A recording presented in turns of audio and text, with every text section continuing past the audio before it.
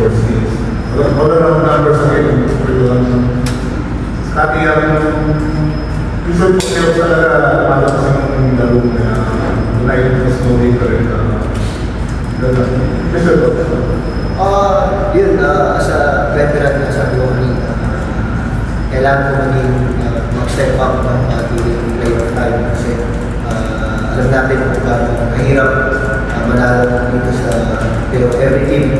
So, nahirap kayo sila mga dapat namin.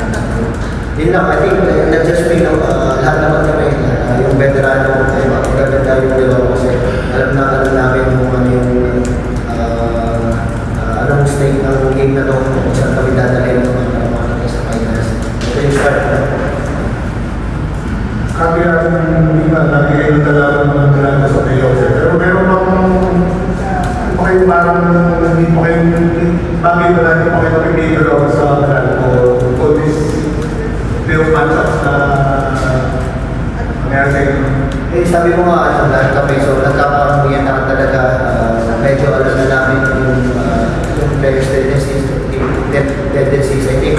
Isang talas ng mga sa amin kung paano namin i-execute lahat ng game plan kasi dyan naman yung lahat. So, yun na lang yung game kung paano namin i-execute hard, especially coming sa defense ng Meralco, so ng aggressive and physical.